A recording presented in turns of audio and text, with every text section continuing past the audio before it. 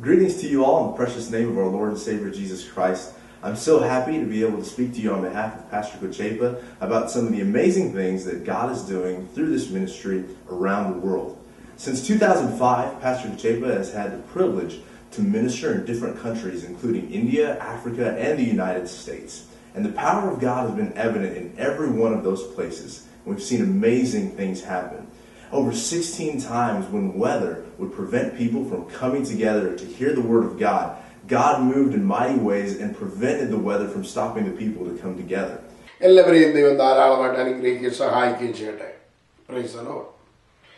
കഴിഞ്ഞ 2 മാസമായി നമ്മൾ ഡെസ്റ്റിനി എന്നുള്ള വിഷയത്തെക്കുറിച്ച് പഠിച്ചുകൊണ്ടിരിക്കുകയായിരുന്നു. How we can enter in our destiny, നമ്മുടെ ഡെസ്റ്റിനിയിൽ എങ്ങനെ എത്തുവാൻ സാധിക്കും എന്നുള്ളതായിരുന്നു വിഷയം. അത് 12നെ കുറിച്ച് ഞാൻ വളരെ വിശദമായി പഠിപ്പിച്ചു. ഡെസ്റ്റിനിയിൽ എത്തുന്നതിനുള്ള 7 കാര്യങ്ങൾ നിങ്ങളുമായി ഷെയർ ചെയ്യുവാൻ കർത്താവ് എനിക്ക് ഭാഗ്യം തന്നു. അത് നിങ്ങളോട് പറഞ്ഞു തന്ന് എനിക്കും അത് അനുഗ്രഹമായിരുന്നു, നിങ്ങൾക്ക് എല്ലാവർക്കും അത് അനുഗ്രഹമായിരുന്നു എന്ന് ഞാൻ കർത്താവിൽ വിശ്വസിക്കുന്നു. ഇനിയും ചില ആഴ്ചകൾ നമ്മൾ മനസ്സിലാക്കാൻ പോകുന്നത് യേശു ആരിലും വലിയവൻ. Is greater than, Jesus is greater than. Yeshu എല്ലാത്തിലും വലിയവൻ എന്നുള്ള വിഷയത്തെ കുറിച്ചാണ് ഞാൻ നിങ്ങളുമായി ഷെയർ ചെയ്യുന്നത്. ഇന്ന് പകൽക്കാലം നമുക്ക് അതിന് ആധാരമാക്കി ഒരു വാക്യം ആദ്യം വായിക്കാം. Price the Lord. എബ്രായ ലേഖനം 7-ാം അധ്യായം അതിന്റെ 26-ാമത്തെ വാക്യം ആരെങ്കിലും എടുത്ത് ഒന്ന് വായിച്ചാട്ടെ, ഇല്ലെങ്കിൽ ഞാൻ വായിക്കാം.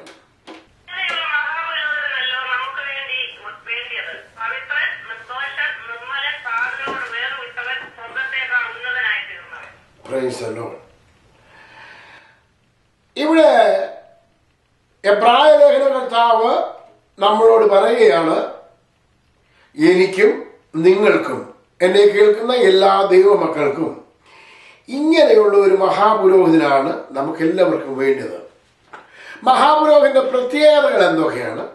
അവൻ പവിത്രനാണ്, ദോഷമില്ലാത്തവനാണ്, നിർമ്മലനാണ്, പാപികളോട് വേറിട്ടവനാണ്. സർവത്ര ഉപരി ഇവന്റെ പ്രത്യേകത സ്വർഗത്തേക്കാൾ ഉന്നതനായി തീർന്നവൻ. എല്ലാവരും സ്വർഗത്തിൽ പോകാൻ ആഗ്രഹിക്കുന്നു, അല്ലെന്നുണ്ടെങ്കിൽ മോക്ഷം പ്രാപിക്കാൻ ആഗ്രഹിക്കുന്നു. ഇങ്ങനെ പലതും ആഗ്രഹിക്കുമ്പോൾ, എല്ലാവരും പലരും ആകുവാൻ ആഗ്രഹിക്കുമ്പോൾ, മോക്ഷം പ്രാപിക്കുവാൻ ആഗ്രഹിക്കുമ്പോൾ, ഇവിടെ പറയുകയാണ് ഇവന്റെ പ്രത്യേകത സ്വർഗത്തേക്കാൾ ഉന്നതനായവൻ. Praise the lord. ഇനി രണ്ടാമത് നമ്മൾ മനസ്സിലാക്കാൻ പോകുന്നത് മനുഷ്യരെക്കാളും മനുഷ്യരുടെ ഹൃദയങ്ങളെക്കാളും വലിയവൻ. Praise the lord. ആദ്യം നിങ്ങൾ കേട്ടു, അവൻ സ്വർഗത്തേക്കാൾ ഉന്നതനായി തീർന്നവൻ. ഇനിയും നമ്മൾ അറിയാൻ പോകുന്നത് മനുഷ്യരെക്കാളും മനുഷ്യ ഹൃദയങ്ങളെക്കാളും വലിയവൻ. ഇന്ന് ഭൂമിയിൽ അനേകർക്ക് മനുഷ്യരും മനുഷ്യ ഹൃദയങ്ങളുമാണ് വലുത്, അല്ലേ? ഒരുപാട് പേർക്ക്. നമ്മളത് മനസ്സിലാക്കാൻ പോവുകയാണ്. യോബിന്റെ പുസ്തകം 33-ാം അധ്യായം അതിന്റെ 10 മുതൽ 12 വരെ വായിച്ചാണ്.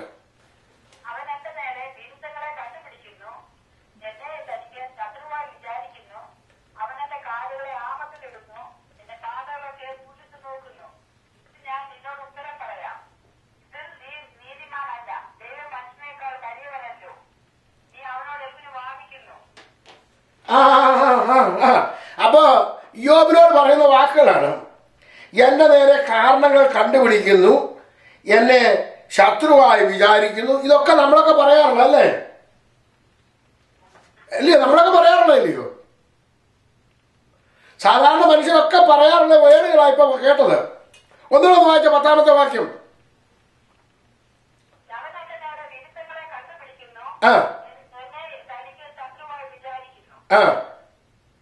പിന്നെ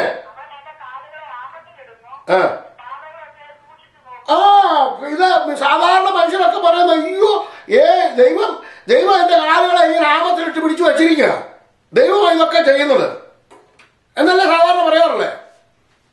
പറയുന്ന കേട്ടിട്ടുണ്ടോ നിങ്ങളൊക്കെ? ഉണ്ട്. അതിന് മറുപടി എന്താ പറയുന്നത് നോക്കി. ഇതിന് നിന്നോട് ഞാൻ ഉത്തരം പറയാം. ഈ മോനച്ചനല്ല ഉത്തരം പറയുന്ന കേട്ടോ. ആരാ പറയുന്ന വായിച്ചോ.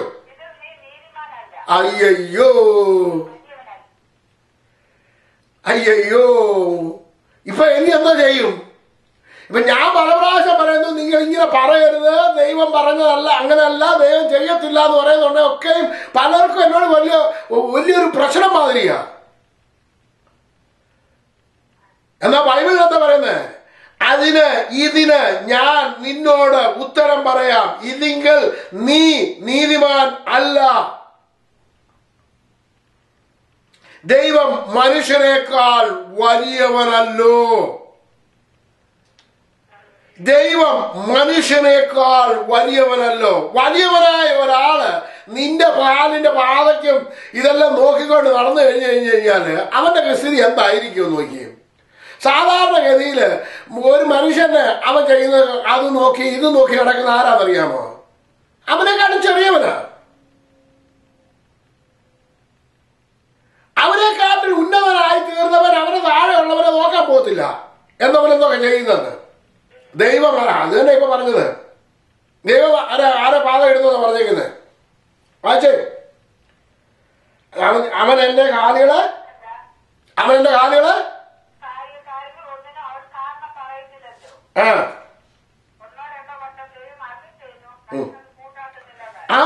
ദൈവം അരുളി ചെയ്യുന്നു, മനുഷ്യർ അത് കൂട്ടാക്കുന്നില്ല. താനും മതി. മനുഷ്യർ കൂട്ടാക്കാത്തതിനാണ്. യേശു എന്തിനാ നമ്മുടെ ജീവിതത്തിലേക്ക് വന്നത്? നമുക്ക് ജീവൻ തരുവാൻ, സമൃദ്ധിയായിട്ട് ജീവൻ തരുവാൻ. ദൈവമക്കളെ, ഇത് ആദ്യം തന്നെ അറിഞ്ഞിരിക്കണം. നമുക്ക് രോഗം തരാനോ, നമുക്ക് കഷ്ടം തരാനോ, നമുക്ക് പ്രയാസം തരാനോ അല്ല വന്നിരിക്കുന്നത്. നമ്മുടെ കാലാമത്തിലിടാനല്ല യേശു വന്നിരിക്കുന്നത്. യേശു വന്നത് നമുക്ക് ജീവൻ ഉണ്ടാകുവാനാണ്, സമൃദ്ധിയായിട്ടുണ്ടാകുവാനായിട്ടാണ്. യേശു അല്ലെങ്കിൽ ഈ സ്വർഗം വെടിഞ്ഞ താഴെ ഭൂമിയിലേക്ക് മനുഷ്യ സാദൃശ്യത്തിലാകേണ്ട ആവശ്യമെന്തായിരുന്നു? ഒന്ന് സിമ്പിളായിട്ട് ചിന്തിച്ചു നോക്ക്. അവൻ മനുഷ്യനെക്കാട്ടിലും മനുഷ്യ ഹൃദയങ്ങളെക്കാട്ടിലും വലിയവനാണ്. 1 യോഹന്നാൻ 3-ാം അധ്യായം അതിന്റെ 20-ാമത്തെ വാക്യം 18 മുതൽ വായിച്ചു. 3:20. 1 യോഹന്നാൻ 3:18 മുതൽ വായിച്ചു.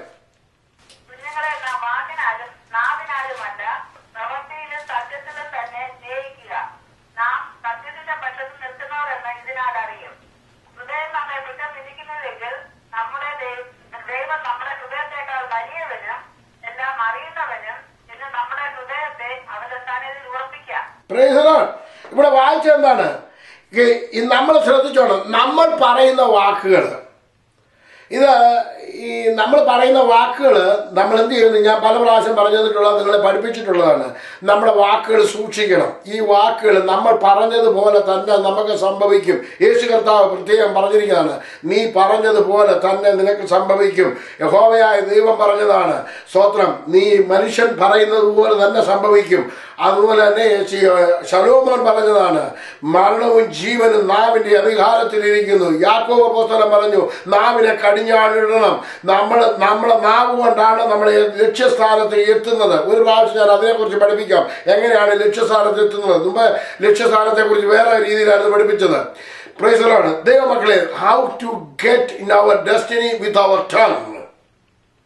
നമ്മുടെ നാവ് കൊണ്ട് എങ്ങനെ ഡെസ്റ്റിനിയിൽ എത്തുവാൻ കഴിയും, അത് വേറൊരു വിഷയമാണ്. അത് ഞാൻ പിന്നീട് വേറൊരു ദിവസം ദൈവം സമയം തരുന്നുണ്ട്, സൗകര്യം തരുന്നുണ്ട്, ഓർക്കുന്നുണ്ട് നിങ്ങളെ പഠിപ്പിക്കാം. ഇവിടെ ശ്രദ്ധിച്ചോണം. 18-ാമത്തെ വാക്യം. കുഞ്ഞുങ്ങളെ, വാക്കിനാലും നാവിനാലും അല്ല, പ്രവൃത്തിയിലും സത്യത്തിലും തന്നെ സ്നേഹിക്കുക. ഒന്ന്, സ്നേഹിക്കുന്നതിനെ പറ്റി. നാം സത്യത്തിന്റെ പക്ഷത്ത് നിൽക്കുന്നവർ എന്ന് ഇതിനാൽ അറിയാം. ഹൃദയം നമ്മെ കുറ്റം വിധിക്കുമെങ്കിൽ ദൈവം നമ്മുടെ ഹൃദയത്തെക്കാൾ വലിയവരും എല്ലാം അറിയുന്നവരും എന്ന് നമ്മുടെ ഹൃദയത്തെ അവന്റെ സന്നിധിയിൽ ഉറപ്പിക്കാം. അപ്പോൾ നമ്മുടെ ഹൃദയത്തിനകത്ത് നമ്മുടെ ചിന്തനങ്ങളെയും ഭാവങ്ങളെയും വിവേചിച്ചറിയുന്ന അവന്റെ സന്നിധിയിൽ സകലതും നഗ്നവും മലർന്നവുമായി കിടക്കുമ്പോൾ അവൻ നമ്മുടെ ഹൃദയത്തെക്കാട്ടിൽ വലിയവനാണ് എന്ന് നമ്മൾ അറിഞ്ഞിരിക്കണം. അപ്പോൾ നമ്മൾ എന്താണ് ചെയ്യുന്നത്? നമ്മുടെ ഹൃദയത്തിൽ നിരൂപിക്കുന്നത്, ചിന്തിക്കുന്നത് എല്ലാം അങ്ങനെ നല്ലതുപോലെ അറിയുന്ന ഒരു ദൈവമാണ്. എന്നാൽ നമ്മൾ നിരൂപിക്കുന്നത് അനുസരിച്ചിട്ട് അവൻ നമ്മളോട് പ്രവർത്തിക്കുന്നില്ല. പലരും പറഞ്ഞു കേട്ടിട്ടുള്ള പല ദൈവദാസന്മാരും, അമേരിക്കയിലുള്ളവരും നമ്മുടെ നാട്ടിലുള്ള ദൈവദാസന്മാരും എല്ലാവരും പറയുന്ന ഒരു ഉദാഹരണം ഇതാണ്. കിളി നമ്മുടെ തലക്കൂടെ മേളിൽ കൂടെ പറന്നു പോകും, പക്ഷെ കിളി അവിടെ കൂട് വെക്കാൻ അനുവദിക്കരുത്. ഒരു പക്ഷേ നമ്മുടെ തലയിൽ കൂടെ ചിന്തകൾ കടന്നു പോയെന്നിരിക്കാം, പക്ഷെ ആ ചിന്ത നമ്മുടെ പ്രവൃത്തിയിലേക്ക് കടന്നു വരുവാൻ ഇടയായി തീരരുത് എന്നാണ് പറഞ്ഞതിന്റെ സാരം. നമ്മുടെ നിരൂപണങ്ങളെ ദൂരത്ത് നിന്ന് ഗ്രഹിക്കുന്ന ഒരു ദൈവമാണ്, നമ്മുടെ ഹൃദയത്തെ അറിയുന്ന ഒരു ദൈവമാണ്. ഇവിടെ നോക്കിക്കാണേ, സ്തോത്രം. കയ്യിന്റെ വിഷയം വരുമ്പോഴും ദൈവം കയ്യിനോട് പറയുന്നത്, ഒന്ന് വായിച്ചാണ് 4:7, ഉൽപ്പത്തി പുസ്തകം 4:7.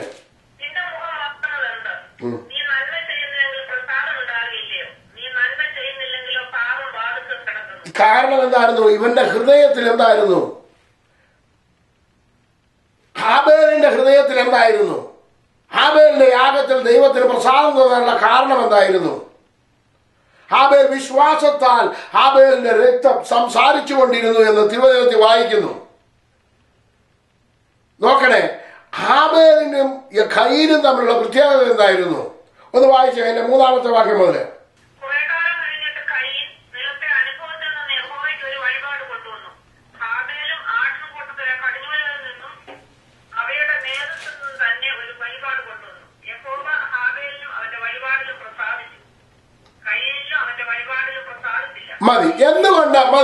എന്തുകൊണ്ട് കയീനിലും അവന്റെ വഴിപാടിലും ദൈവം പ്രസാദിച്ചില്ല? കയീനല്ലേ ആദ്യം കൊണ്ടുവന്നത്? കയീൻ കൃഷിക്കാരനായതുകൊണ്ടായിരുന്നോ?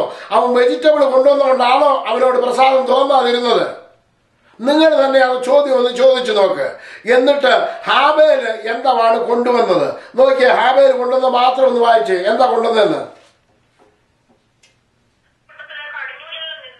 കടിഞ്ഞൂലുകളിൽ നിന്നും അതിന്റെ മേധസ്സിൽ നിന്നും അവൻ കൊണ്ടുവന്നു.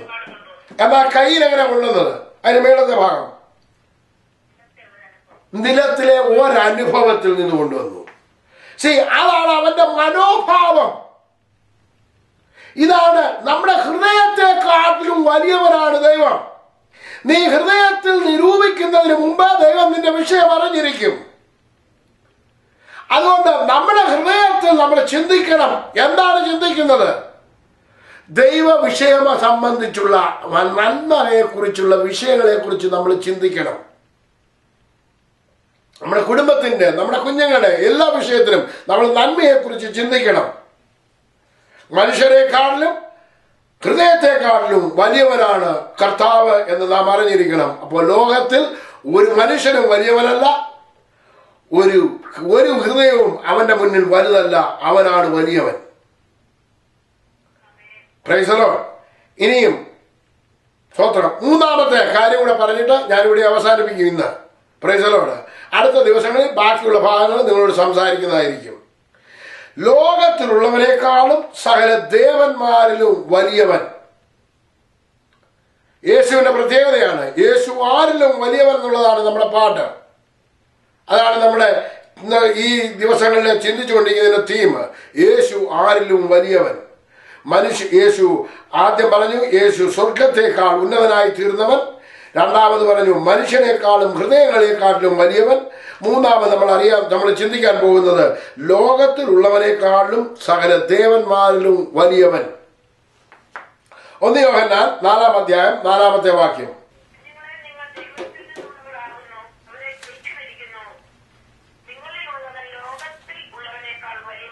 Price the Lord. അപ്പോൾ നിങ്ങളിൽ ഉള്ളവൻ, അത് നെഞ്ചത്തോട് കരം വെച്ചിട്ട് പറഞ്ഞാട്ടെ, എന്നിലുള്ളവൻ ലോകത്തിലുള്ളവനെക്കാട്ടിൽ വലിയവനാണെന്ന്. അതൊന്ന് വിശ്വസിച്ചത് നിങ്ങൾ 2-3 പ്രാവശ്യം പറഞ്ഞേ, എന്നിലുള്ളവൻ ലോകത്തിലുള്ളവനെക്കാൾ വലിയവൻ. ഒന്നുകൂടെ പറഞ്ഞേ.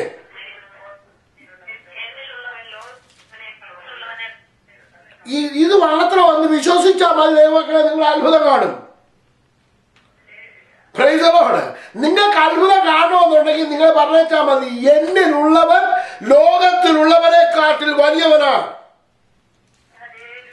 അവനെ ജയിക്കാൻ ആർക്കും കഴിയത്തില്ല. എന്റെ ഈ പ്രതികൂലത്തിൽ വലിയവനാണ്. ഞാൻ അഭിമുഖീകരിക്കുന്ന വിഷയത്തെക്കാട്ടി വലിയവനാണ് എന്റെ ഉള്ളിൽ വസിക്കുന്നവൻ. ഹല്ലേലൂയ. വിളിച്ചു പറഞ്ഞാൽ എന്റെ ഉള്ളിൽ വസിക്കുന്നവൻ ലോകത്തിലുള്ള സകലത്തിനെക്കാട്ടിലും വലിയവനാണ്. അവൻ സകല ദേവന്മാരിൽ വലിയവനാണ്. ലോകത്തിലുള്ളവരെക്കാട്ടിൽ വലിയവൻ എന്റെ ഉള്ളിൽ വസിക്കുന്നത് കൊണ്ട് ഞാൻ ഒന്നിനെയും ഭയപ്പെടുന്നില്ല. കാരണം അവനാണ് വലിയവൻ. Praise the lord. ദൈവമക്കളെ, നമ്മൾ ഒരു ദൃഢ നിശ്ചയം ഉണ്ടായിരിക്കണം. എന്നിൽ വസിക്കുന്നവൻ ആരാണ്? സ്തോത്രം. ഇന്ന് ഒരു ദേവദാസന്റെ പ്രസംഗം കേട്ടിട്ട് എന്റെ വൈഫ് പറഞ്ഞിട്ട് ജോലിയിലോട്ട് പോകുന്ന സമയത്ത് എന്നോട് പറഞ്ഞ കാര്യമാണ്. സ്തോത്രം. നമ്മുടെ ഡെസ്റ്റിനിയിൽ എത്തുക. ഞാൻ ഈ കഴിഞ്ഞ ദിവസങ്ങളിലൊക്കെ ഡെസ്റ്റിനിയിൽ എത്തുന്ന കാര്യത്തെ കുറിച്ചാണ് പറഞ്ഞുകൊണ്ടിരുന്നത്. അപ്പൊ പറയുകയായിരുന്നു, സ്തോത്രം, നമ്മൾ ഡെസ്റ്റിനിയിൽ എത്തുന്നതിന് നമ്മുടെ ഐഡന്റിറ്റി, നമ്മൾ ആരാണെന്ന് നമ്മളൊന്ന് അറിയണം. ഇതാണ് പ്രശ്നം. നമ്മൾ ആരാണെന്ന് മനസ്സിലാക്കി എടുക്കാനായിട്ട് വലിയ ബുദ്ധിമുട്ടൊന്നുമില്ല. എന്നാൽ ഇപ്പൊ എന്നോട് ചോദിച്ചു കഴിഞ്ഞാൽ, മോനച്ച നിന്റെ പേരെന്തുവാ? ഇന്ന പേരാ. നിന്റെ നാട് എവിടെയാ? ഇന്ന. അവിടെ എവിടെയാ? ആരുടെ മോനാ? ആദ്യം ചോദിക്കുന്നത്. ഇപ്പൊ ആരും ചോദിച്ചത് അവിടെ നാട്ടിലുള്ളപ്പോ ചെറുപ്പം കൊച്ചു കുഞ്ഞായിരിക്കുന്നുണ്ടായിരുന്നുണ്ടെങ്കിൽ ഇപ്പൊ എന്റെ മോനോട് ചോദിക്കും, നിന്റെ മോനാരാ? നിന്റെ അപ്പനാരാന്ന് ചോദിക്കും. എന്ന് പറഞ്ഞ മാതിരി നീ ആരുടെ മോനാ? ഇന്നടുത്ത് ഇന്നാളുടെ മകനാണ്. സോ എങ്ങനെയാണ് അവർ ഐഡന്റിഫൈ ചെയ്യുന്നത്? അതിന് ഇന്ന് എൻ്റെ വൈഫ് പറഞ്ഞ ഒരു ദേവദാസൻ പ്രസംഗിച്ചപ്പോൾ പറഞ്ഞ ഒരു ഉദാഹരണം ഞാൻ പറയാനായിട്ട് ആഗ്രഹിക്കുന്നു. ഇത് ഭയങ്കര രസമായിരുന്നു. സ്തോത്രം. ഈ ഒരു യൗവനക്കാരന് സുവോളജി പഠിച്ചുകൊണ്ടിരിക്കുന്ന മാസ്റ്റേഴ്സിന് പഠിച്ചുകൊണ്ടിരുന്നപ്പോൾ അദ്ദേഹം എക്സാമിന് ചെന്ന് അവിടെ കുറച്ചേറെ പക്ഷികളെ പരീക്ഷാ ഹോളിന്റെ മുന്നിൽ പക്ഷികളെ കൊണ്ടുവന്നിട്ട് കൂട്ടിനകത്ത് അടച്ചിട്ടിരിക്കുകയാണ്. അപ്പം ഈ സ്റ്റുഡൻസിനെല്ലാം അതിൻ്റെ കാല് മാത്രം കാണാം. അപ്പോൾ അവരുടെ ക്വസ്റ്റ്യൻ എന്തായിരുന്നു? ഈ പക്ഷി ഏത് തരത്തിലുള്ളതാണ്, ഏത് പക്ഷിയാണ്, അതിൻ്റെ ജാതി ഏതാണ്, അത് ഏതാണ്, എല്ലാ വിവരങ്ങളും അതിനെക്കുറിച്ചുള്ള ഡീറ്റെയിൽ മുഴുവൻ ഇവർ എഴുതി കൊടുക്കണം. അതായിരുന്നു exam.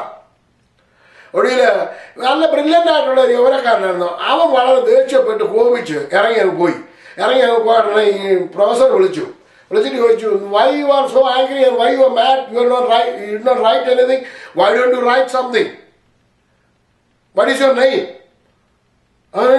Why you want to know that? So what is your name?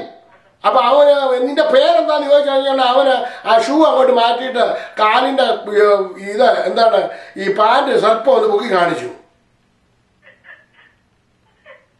അവൻ ചോദിച്ചു, what do you mean? നീ ചെയ്തത് എന്തായിരുന്നു? അതിന്റെ കാല് മാത്രം കാണിച്ചു. നീ ആരാധി ചോദിച്ചു കഴിഞ്ഞാൽ ഞാനെങ്ങനെ പറയുന്നത്? നീ എന്റെ കാലും പൊക്കി കാണിച്ചു, നീ ഇനി ആരാധ കണ്ടുപിടിച്ചു, ഐഡന്റിഫൈ ചെയ്തു.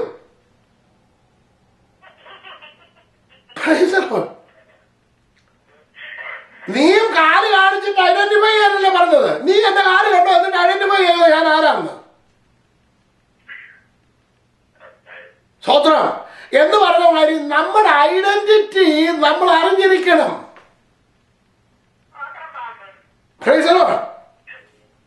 നിന്നിൽ വസിക്കുന്നവൻ ആരാണെന്ന് നമ്മൾ അറിഞ്ഞിരിക്കണം. നിന്നിൽ വസിക്കുന്നവന് ലോകത്തിലുള്ളവരല്ല, ലോകത്തിലുള്ളവരെക്കാൾ വലിയവനാണ് നിന്റെയും എന്റെയും ഉള്ളിൽ വസിക്കുന്നത്. അതുകൊണ്ട് നീ ഈ വിഷയത്തിന്മേൽ നീ നിവൃത്തി പ്രാപിക്കുക തന്നെ ചെയ്യും. നീ ഇതൊരു വിടുതൽ പ്രാപിക്കുക തന്നെ ചെയ്യും. പറയണം, എന്നിൽ വസിക്കുന്നവൻ ലോകത്തിലുള്ളവരെക്കാട്ടിൽ വലിയവനാണ്. അവൻ സ്വർഗത്തെക്കാൾ ഉന്നതനായി തീർന്നവനാണ്. അവൻ സകല മനുഷ്യരെക്കാട്ടിൽ വലിയവനാണ്. മനുഷ്യ ഹൃദയത്തെക്കാട്ടിൽ വലിയവനാണ്. ദൈവമക്കളെ, നമ്മൾ ഏറ്റു പറയുവാൻ തുടങ്ങുമ്പോഴാണ് ദൈവം പ്രവർത്തിക്കുവാൻ തുടങ്ങുന്നത്. നമ്മൾ എന്താണ് ഏറ്റു പറയേണ്ടത്? കഴിഞ്ഞ ദിവസം ഞാൻ ഒരു വീട്ടിൽ പ്രാർത്ഥിക്കാനായിട്ട് എന്നെ വിളിച്ചു. അവിടെ ഞാൻ പോയി പ്രാർത്ഥിക്കാൻ വിളിച്ചത് അദ്ദേഹത്തിന്റെ കൊച്ചുമകൾ സുഖമില്ലാന്ന വിഷയത്തിനെ ചെന്ന് കണ്ടപ്പോൾ തന്നെ എനിക്ക് അസ്വസ്ഥത തോന്നി. ആ കുഞ്ഞിനോട് കുഞ്ഞ് ബൈബിൾ വായിക്കാനായിട്ട് തുടങ്ങിയ ഉടനെ അവിടെ കണ്ണാടിയോട് അടുപ്പിച്ച് വെച്ചിട്ട് എന്താണ് ഇയാളെ കണ്ണ് ഒട്ടും കാണത്തില്ല. ഒരു ഭൂതക്കണ്ണാടി പോലെ കണ്ണാടി വെച്ചിട്ടുണ്ട്. ആ കുഞ്ഞ് കണ്ണിനോട് ചേർന്ന് വെച്ച് വായിക്കുന്നു. ഞാൻ പറഞ്ഞു, മോളെ, you want to see perfectly? I want to see. Okay, we are going to pray. ഞാൻ പറഞ്ഞു, യേശുവിന്റെ നാമത്തിൽ കണ്ണ് തെളിഞ്ഞു വരാൻ പറഞ്ഞ് പ്രാർത്ഥിച്ചു. ആ കുഞ്ഞ് കണ്ണാടി എടുത്തു വെച്ചു. കണ്ണാടി എടുത്ത് കുഞ്ഞക്ഷരമായിരുന്നു. മോൾ വായിക്കാൻ പറഞ്ഞു. അത് സുഖമായിട്ട് വായിച്ചു. എന്നോട് പറഞ്ഞ 100% ആ കുഞ്ഞിന് പരിപൂർണ്ണ സൗഖ്യമായി, കുഞ്ഞിന് കാഴ്ച ഇപ്പൊ ക്ലാസ് വെക്കേണ്ട കാര്യമേ ഇല്ല. ഞാനാണ് സൗഖ്യം കൊടുത്തത്. ദൈവമക്കളെ, ദൈവത്തിന് കൊടുക്കുവാൻ കഴിയും. നമ്മൾ പ്രാർത്ഥിക്കേണ്ട വണ്ണം പ്രാർത്ഥിച്ചാൽ, വിശ്വസിക്കേണ്ട വണ്ണം വിശ്വസിച്ചാൽ ദൈവം അവിടെ പ്രവർത്തിക്കുവാൻ ഇടയായിത്തീരും. ഞാൻ എന്തുകൊണ്ടായി പറയുന്നതെന്ന് വെച്ച് കഴിഞ്ഞാൽ, നിങ്ങൾ അന്നേരം അദ്ദേഹത്തിനിടയ്ക്ക് ചെന്ന് കഴിഞ്ഞാൽ എന്നോട് പറഞ്ഞു ഫെയ്ത്ത് കൺഫെഷൻ എന്ന് പറഞ്ഞൊരു ബുക്ക് എൻ്റെ എടുത്തു തന്നു. ഞാൻ ഇത് വായിച്ചിട്ടുണ്ടെന്ന് ചോദിച്ചു. ഞാൻ പറഞ്ഞു ഇത് ഞാൻ വായിച്ചിട്ടില്ല, ഈ പ്രസംഗം കേട്ടിട്ടുണ്ട്. എന്നോട് പറഞ്ഞു കൊണ്ടുപോകാൻ പറഞ്ഞു. പക്ഷെ എന്നുണ്ടെങ്കിൽ അത് എടുക്കാനായിട്ട് ഞാൻ മറന്നുപോയി. സോ ഇനിയും ഫ്യൂച്ചറിൽ എന്തെങ്കിലും കാണുന്നുണ്ടെങ്കിൽ ആ ബുക്ക് എടുത്ത് വീണ്ടും ഒന്ന് വായിച്ചു നോക്കണം. Confession is more important. എന്താണ് കൺഫെഷൻ ചെയ്യേണ്ടത്?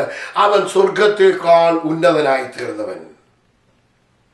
എന്റെ യേശു സ്വർഗത്തേക്കാൾ ഉന്നതനായി തീർന്നവൻ. അവൻ സകല മനുഷ്യരെക്കാട്ടിലും ഉന്നതൻ. അവൻ സകല ഹൃദയങ്ങളെക്കാട്ടിലും വലിയവൻ.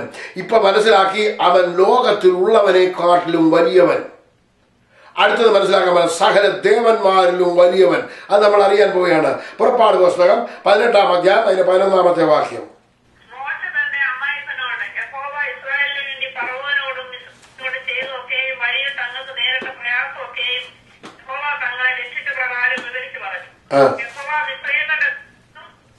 ഇസ്രായേലിനെ വിടുവിച്ചതിനാൽ അവർക്ക് ചെയ്ത എല്ലാ നന്മ നിമിത്തവും ഇത്രോ സന്തോഷിച്ചു. ഇത്രോ പറഞ്ഞപ്പോൾ നിങ്ങളെ മിസ്രയീമ്യരുടെ കയ്യിൽ നിന്നും ഫറവോന്റെ കയ്യിൽ നിന്നും രക്ഷിച്ച് മിസ്രയീമ്യരുടെ കൈക്കീഴിൽ നിന്ന് ജനത്തെ വിടുവിച്ചിരിക്കുന്ന യഹോവ സ്തുതിക്കപ്പെടുമാറാകട്ടെ. യഹോവ സകല ദേവന്മാരിലും വലിയവൻ എന്ന് ഞാൻ ഇപ്പോൾ അറിയുന്നു. അപ്പൊ ഇദ്ദേഹം എന്തിന്റെ പുരോഹിതനായിരുന്നു? ദേവന്മാരെ ഭജിക്കുന്നവനായിരുന്നു. ഇത്രോ എന്ന് പറയുന്ന ആള് പുരോഹിതനായിരുന്നു. പുറപ്പാട് പുസ്തകത്തിനകത്ത് 3-ാം അധ്യായത്തിലെ 1 മുതൽ വായിച്ചാൽ മതി, അന്നേരം മനസ്സിലാവും.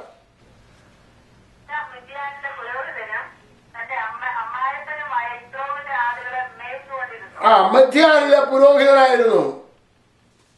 അപ്പൊ ദേവന്മാരെ പൂജിച്ചുകൊണ്ടിരുന്ന പുരോഹിതൻ ഇപ്പൊ വിളിച്ചു പറഞ്ഞ എന്തായിരുന്നു? ഇപ്പോൾ ഞാൻ ഒന്നറിയുന്നു. അതിന് 8 മുതൽ 18-ലെ 8 മുതൽ ഒന്ന് വായിച്ചേ.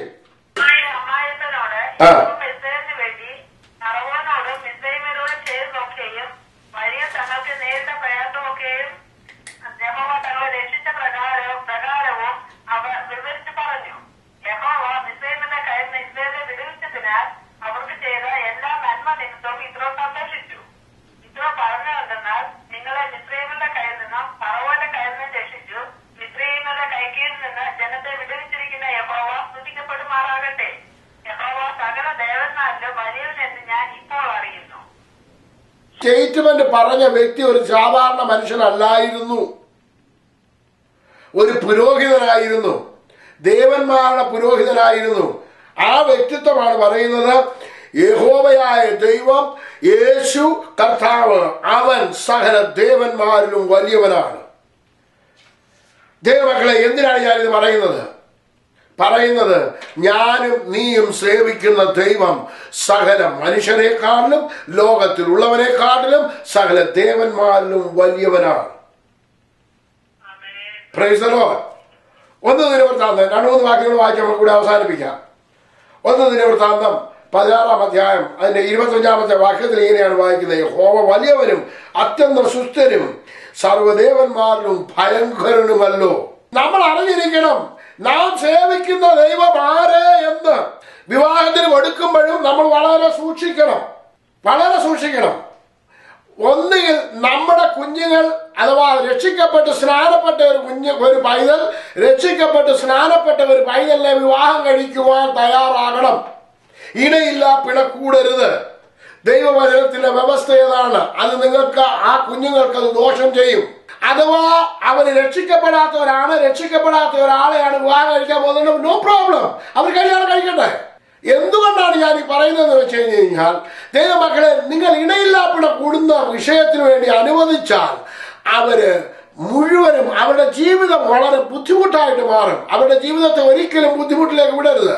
കഴിഞ്ഞ ദിവസം എന്നെ ഒരാൾ വിളിച്ചിട്ട് പറഞ്ഞു, ഇതുപോലെ എന്റെ മകളുടെ വിവാഹത്തിന് വരണമെന്ന് പറഞ്ഞു. ഞാൻ ചോദിച്ചു, ആരെ കല്യാണം കഴിക്കാൻ പോകുന്നത്? അവനൊരു ബന്ധുക്കോസുകാരൻ കല്യാണം കഴിക്കാൻ പോകുന്നത്, ഇവൻ CSI-കാരനും. ഞാൻ ചോദിച്ചു, നിന്റെ മോള് സ്നാനപ്പെട്ടാന്നോ? അവൾ പണ്ടേ സ്നാനപ്പെട്ട. ഞാൻ പറഞ്ഞു, അധികം സംസാരിക്കേണ്ടെന്ന് പറഞ്ഞു. ഇനി അവനെ കാണും. അവനോട് ഒരു കാര്യം ഞാൻ പറയും, ആത്മീയ വിഷയങ്ങൾ അറിഞ്ഞുകൂടാ എന്നുണ്ടെന്നുണ്ടെങ്കിൽ പ്രവർത്തിക്കരുത്. കാരണം വിവാഹം എന്ന് പറയുന്നത് ഒരു ആത്മീയമായിട്ടുള്ള ഒരു കൂട്ടായ്മയാണ്. ഇത് വളരെ സൂക്ഷിക്കേണ്ട വിഷയമാണ്. ദൈവമക്കളെ, നമ്മൾ സേവിക്കുന്ന ദൈവം സകല ദേവന്മാരിലും വലിയവനാണ്, സകല മനുഷ്യരെക്കാട്ടിലും വലിയവനാണ്, വലിയ ഹൃദയങ്ങളെക്കാട്ടിലും വലിയവനാണ്. ഈ കൂട്ടായ്മയിലേക്ക് ഇതിലേക്ക് ജോയിൻ ചെയ്യുമ്പോൾ നമ്മൾ സൂക്ഷിക്കേണ്ട ഏറ്റവും വലിയ കാര്യമാണ് നിങ്ങളോട് സംസാരിച്ചുകൊണ്ടിരിക്കുന്നത്. Price the Lord. നമ്മൾ സൂക്ഷിക്കണം. എന്താണ് സൂക്ഷിക്കേണ്ടത്? നമ്മൾ വിവാഹം കഴിപ്പിക്കുമ്പോൾ ഇണയില്ലാപ്പിട കൂടുവാൻ ഇടയാകരുത്. അത് കൂടിയാൽ ആ കുഞ്ഞുങ്ങളുടെ ജീവിതത്തിൽ ദോഷം ഉണ്ടാകുവാൻ ഇടയായിത്തീരും. എന്താണ്? ഇപ്പൊ ഉടനെ ഒന്നും സംഭവിക്കുന്നില്ല. Price the Lord. നമ്മൾ വളരെ സൂക്ഷിച്ച് കൈകാര്യം ചെയ്യേണ്ട ആത്മീയ വിഷയം. വിവാഹം എന്ന് പറയുന്നത് ഒരു രണ്ട് മനുഷ്യർ തമ്മിൽ യോജിക്കുന്ന വിഷയമല്ല. അല്ല, ആത്മാവും തമ്മിൽ യോജിക്കുന്ന വിഷയമാണ്. രണ്ട് ആരാധനയാണ് ഒന്നിച്ച് ചേരാൻ പോകുന്നത്. രണ്ട് ചിന്താഗതികളാണ് ഒന്നിച്ച് ചേരാൻ പോകുന്നത്. അതുകൊണ്ട് ഇന്ന് പകൽക്കാലം സ്തോത്രം, ഞാൻ പറഞ്ഞു, രാമൻ സകല ദേവന്മാരിലും വലിയവനാണ്, ലോകത്തിലുള്ളവരെക്കാട്ടി വലിയവനാണ്. ഉദാഹരണ സഹിതം ഞാൻ നിങ്ങളോട് പറഞ്ഞു. ഒരു വാക്യം കൂടെ വായിച്ച് ഞാൻ ഇവിടെ അവസാനിപ്പിക്കാൻ പോവുകയാണ്. 2 ദിനവൃത്താന്തം 2-ാം അധ്യായം 3 മുതൽ 5 വരെയുള്ള വാക്യങ്ങൾ. പിന്നെ സലോമോൻ രാജാവായ ഹൂരാമിന്റെ അടുക്കൽ പറയുന്നതെന്നാൽ, അപ്പനായ ദാവീദ് തനിക്ക് പാർപ്പാൻ ഒരു അരമന പണിയേണ്ടതിന് അവന് ദേവദാരു കൊടുത്തയച്ച് നീ അവനോട് പെരുമാറിയതുപോലെ എന്നോട് ചെയ്യണം. ഞാൻ എന്റെ ദൈവമായ യഹോവയുടെ നാമത്തിൽ ഒരാലയം പണിവാൻ അവനെ പ്രതിഷ്ഠിച്ചിട്ട് അതിൽ അവന്റെ സന്നിധിയിൽ സുഗന്ധധൂപം കാട്ടുവാനും നിരന്തരമായ കാഴ്ചയപ്പ് ഒരുക്കുവാനും കാലത്തും വൈകുന്നേരത്തും ശബത്തുകളിലും അമാവാസികളിലും ഞങ്ങളുടെ ദൈവമായ യഹോവയുടെ ഉത്സവങ്ങളിലും ഹോമയാഗം കഴിപ്പാനും തന്നെ. ഇത് ഇസ്രായേൽ ഒരു ശാശ്വത നിയമമാകും. ഇതിനേക്കാളും വലിയവനാകിയാൽ ഞാൻ പണിവാൻ പോകുന്ന ആലയം വലിയത്. എന്നാൽ അവനെ ആലയം പണിവാൻ പ്രാപ്തിയുള്ളവനാണ്. സ്വർഗത്തിലും അവൻ അടങ്ങിയില്ലല്ലോ. മതി. അപ്പം സ്വർഗത്തിൽ മുമ്പേ പറഞ്ഞ സ്വർഗത്തെക്കാൾ ഉന്നതനായി തീർന്നവൻ, സകല ദേവന്മാരിലും വലിയവൻ. അപ്പോൾ സകല ദേവന്മാരിലും വലിയവനെ ഉൾക്കൊണ്ട ഒരാള്, സകല ദേവന്മാരെ സേവിക്കുന്ന ഒരാളെ സ്നേഹിച്ചാൽ അവർ വിവാഹം നടന്നു കഴിഞ്ഞാൽ എന്തോ നടക്കും? അവിടെ ആരാധന ശരിയായിട്ട് നടക്കുമോ? നിങ്ങൾ ചിന്തിച്ചു നോക്കി. ഇപ്പൊ നോക്കിയേ, ഇവിടെ ശലോമോൻ ആരാധന കഴിക്കാൻ പോകുന്നത് എങ്ങനെയാണെന്ന് നോക്കി. ആരാധനയുടെ കാര്യം പറഞ്ഞിരിക്കുന്നത് അതിന്റെ 4-ാമത്തെ വാക്യം, ഞാൻ എന്റെ ദൈവമായ യഹോവയുടെ നാമത്തിൽ ഒരു ആലയം പണിയുവാൻ പോകുന്നു. നിങ്ങൾ ദൈവത്തിന്റെ മന്ദിരമെന്നും ദൈവത്തിന്റെ ആത്മാവ് നിങ്ങളിൽ വസിക്കുന്നുവെന്നും അറിയുന്നില്ലയോ? Praise the lord. അപ്പോ ആലയം എങ്ങനെയുള്ളതാണ്? അത് അവന് പ്രതിഷ്ഠിച്ചിട്ട് അതിൽ അവന്റെ സന്നിധിയിൽ സുഗന്ധധൂപം കാട്ടുവാനും നിരന്തരമായ കാഴ്ചയപ്പം ഒരുക്കുവാനും കാലത്തും വൈകിട്ടും ശബത്തുകളിലും അമാവാസികളിലും ഞങ്ങളുടെ ദൈവമായ ഹോമയുടെ ഉത്സവങ്ങളിലും ഹോമയാഗം കഴിപ്പാനും തന്നെ. അപ്പൊ നിരന്തരമായി ഹോമയാഗം കഴിക്കേണ്ടവളും വേറൊരു ആത്മാവോട് ചേർന്ന് കഴിഞ്ഞാൽ എന്തായിത്തീരും? നമ്മൾ സൂക്ഷിക്കണം. ഹലോ, കേൾക്കുന്നുണ്ടോ ഞാൻ പറയുന്നത്? Price the Lord. സ്തോത്രം. എന്നിട്ട് പറയാണ്, ഞങ്ങളുടെ ദൈവം സകല ദേവന്മാരെക്കാട്ടിലും വലിയവനാകയാൽ ഞാൻ പണിയാൻ പോകുന്ന ആലയം വലിയത്. നിങ്ങൾ പണിയാൻ പോകുന്ന ആലയം വലുതാണ്. ഒരു കുടുംബജീവിതം എന്ന് പറഞ്ഞാൽ ഒരു വലിയ വിഷയമാണ്, വലിയൊരു ആലയമാണ്. അപ്പോൾ അതിനു വേണ്ടിയത് അതിന് പറ്റിയതായിട്ടുള്ള ദേവദാരു തന്നെ വേണം. അതിന് പറ്റിയതായിട്ടുള്ള മരം വേണം. ദൈവമക്കളെ, നമ്മൾ ചിന്തിക്കണം. ഈ ആലയം പണിയുന്നതിന് വേണ്ടി ശലോമോൻ ഹീരാമിന്റെ അടുക്കൽ നിന്നും തടി വാങ്ങുമ്പോൾ എങ്ങനെയുള്ള ആലയം പണിയാനാണ്? സാധാരണ ബിൽഡിംഗ് പണിയല്ല തടിയല്ല വരുത്തുന്നത്. ദൈവത്തിന്റെ ആലയം പണിയുവാനാണ്. ദൈവത്തിന്റെ ആലയമാണ് ദൈവമക്കളെ വിവാഹം എന്ന് പറയുന്നത്. അത് പണിയുമ്പോൾ അതിന് തക്കതായിട്ടുള്ള ഉപകരണങ്ങൾ കൊണ്ട് പണിയപ്പെടേണ്ടതാണ്. അതുകൊണ്ട് നിങ്ങൾ പറയണം, എന്റെ കുഞ്ഞ് അല്ലെന്നുണ്ടെങ്കിൽ ഞാൻ സേവിക്കുന്ന ദൈവം സകല ദേവന്മാരിലും വലിയവനാണ്. അവൻ ലോകത്തിലുള്ളവരെക്കാട്ടിലും വലിയവനാണ്. അവൻ മനുഷ്യരെക്കാട്ടിലും വലിയവനാണ്. അവൻ സ്വർഗത്തെക്കാൾ ഉന്നതനായി തീർന്നവനാണ്. അവനെയാണ് ഞാൻ സേവിക്കുന്നത്. അവന്റെ മുൻപിലാണ് ഞാൻ നിങ്ങൾ നിൽക്കുന്നത്. അതുകൊണ്ട് ഇന്ന് പകൽക്കാലം യേശു ആരിലും വലിയവൻ എന്ന ചിന്ത നമ്മളിൽ നിന്ന് മാറിപ്പോകുവാൻ ഇടയായി തീരട്ടെ എന്ന് പ്രാർത്ഥിച്ചുകൊണ്ട് ഞാൻ എൻ്റെ വാക്കുകളെ ഇവിടെ അവസാനിപ്പിക്കുന്നു. ദൈവം നിങ്ങളെല്ലാവരെയും ധാരാളമായിട്ട് അനുഗ്രഹിക്കും.